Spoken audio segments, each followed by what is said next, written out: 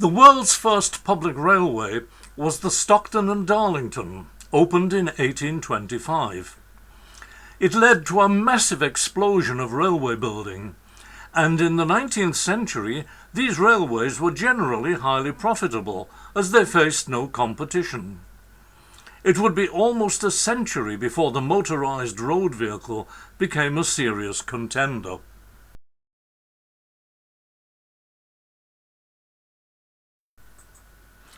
As the years went by, the railway network crept into every corner of the British Isles, and even remote, sparsely populated areas sought to be connected by their own railway line.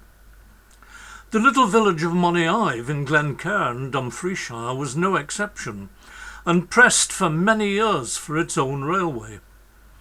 That wish was not to be granted until 1905, very late in the day. A light railway order was granted, which placed serious restrictions on the route, including an overall speed limit of 25 miles per hour. Cairn, situated at the head of Cairn, is where three streams flowing down from the hills combine to form the Cairn water, which, as it approaches the River Nith towards Dumfries, becomes the Clwden water.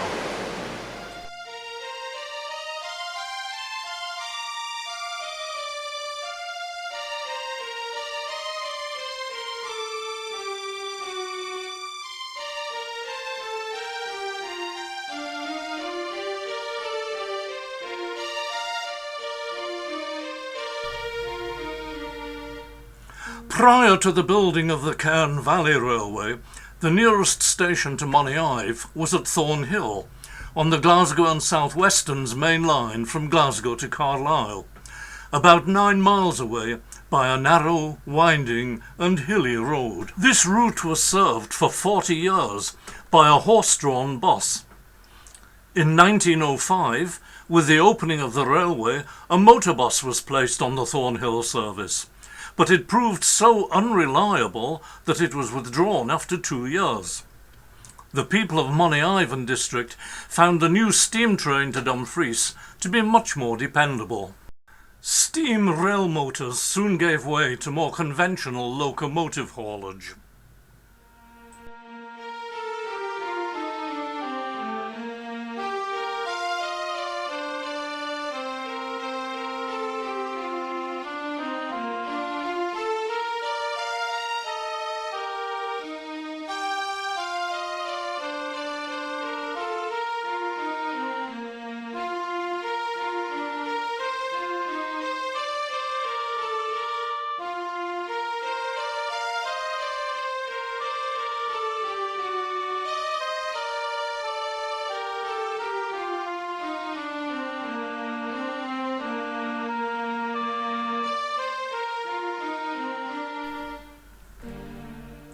After leaving from the now closed bay platform at Dumfries, the Moniaive train travelled for about 1.25 miles up the Glasgow and South Western main line to a junction immediately north of Broomrig Farm.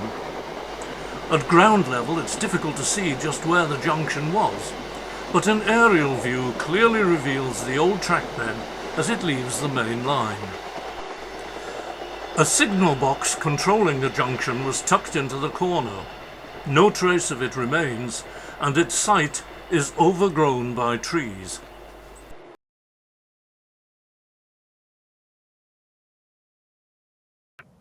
The line ran through mostly agricultural land, and much of its trackbed is still very evident today, almost 70 years since the track was lifted, and 80 years since the last passenger trains ran.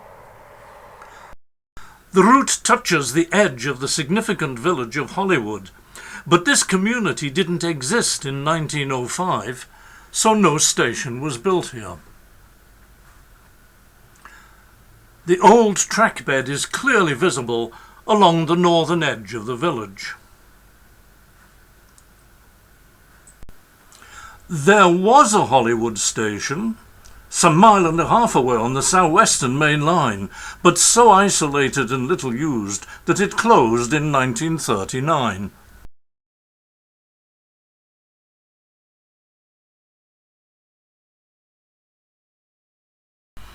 First station along the line was at Iron Grey. This old Ordnance Survey map shows how few people lived nearby, and nothing has changed to the present day. The station house is still present, and a small rump of the old platform. The old trackbed is still in evidence, although much overgrown.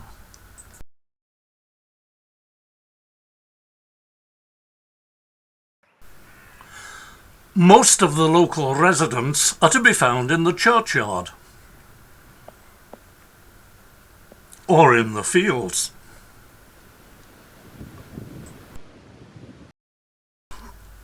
It's fascinating to see how, even when no trace of the railway is visible at ground level, the old route has made its mark and is very obvious to an aviator.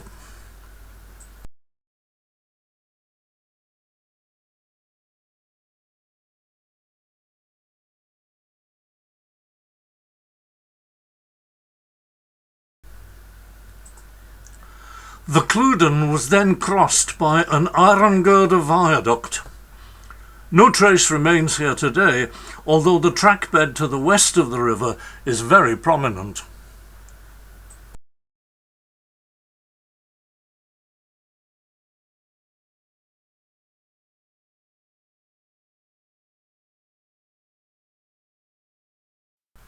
Shortly after crossing the Cairn for a second time, the line reached Newton Airds, a passing place with goods handling facilities, once again in the middle of nowhere.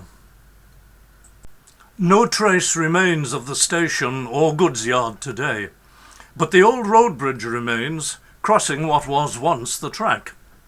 Note the Cairn Valley Railway marking on the bridge parapet. Morrington Quarry was a major source of revenue for the railway, which transported road surfacing materials away from the quarry.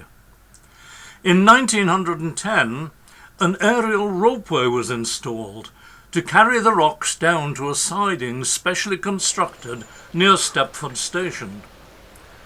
The siding area is still accessible today, whilst the old trackbed beside the Cairn water, although scarcely maintained, is still walkable.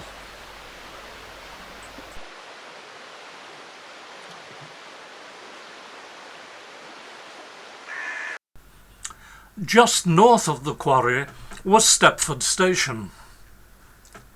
The station site is still evident today, although once again the lack of a local population to provide passengers is all too obvious.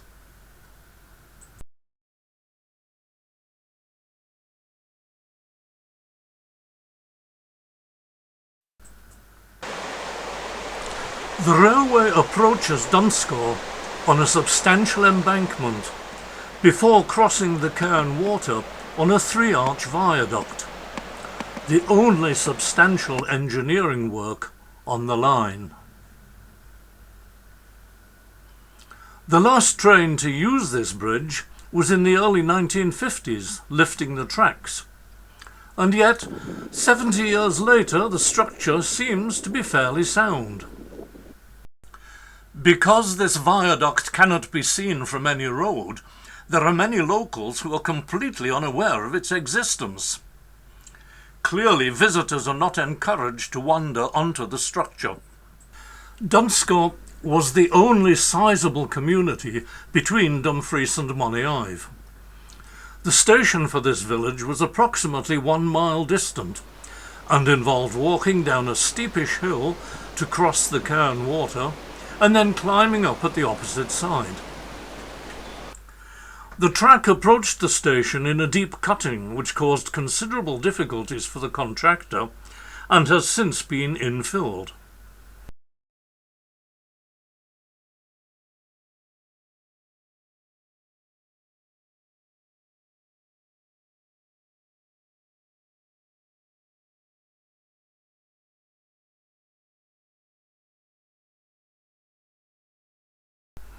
The road must have crossed this cutting by a bridge, but no evidence of it remains today.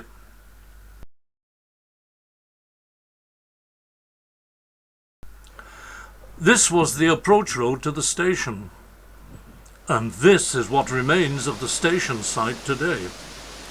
I disturbed a deer here as I arrived to film.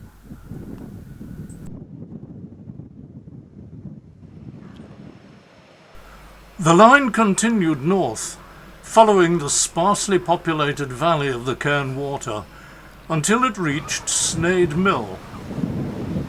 There was no station here, but a level crossing and associated crossing keeper's house on the short road leading to the mill, now in ruins. Of greater interest today is the means of crossing the Cairn to reach the settlement of Wollaston on the other side, used nowadays by school children to access their school bus. The little suspension bridge wobbles disconcertingly as you make your way across.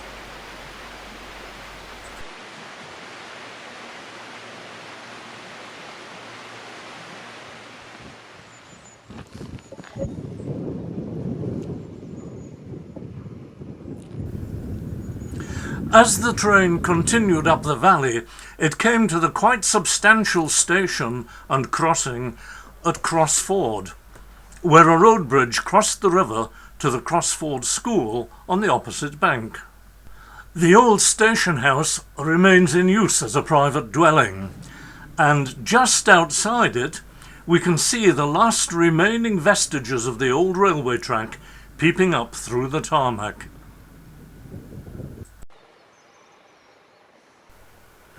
The highly visible trackbed continues to follow the river for another couple of miles. And then, about 4 miles before reaching Moniaive, the passenger might see Maxwelton House across the valley, the home of Annie Laurie, subject of the famous song by Lady John Scott. Kirkland Station is yet another halt situated a good mile from the small community which it served.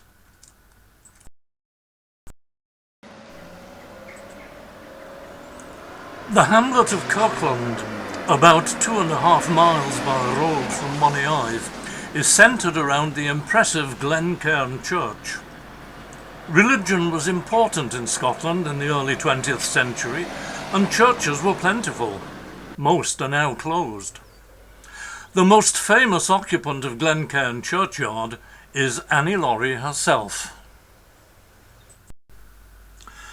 Beyond Kirkland Station, we might spot Crawfordton House, a 19th century Scottish baronial pile built by a successful local farmer. In 1940, this became a boys' prep school, housing an establishment which had been evacuated from Glasgow because of the threat of bombing. The school closed in 1995. The final stretch of the journey involved crossing the Cairn water and then the Dalwhat water before reaching a small terminus at Moniaive, situated behind the village school.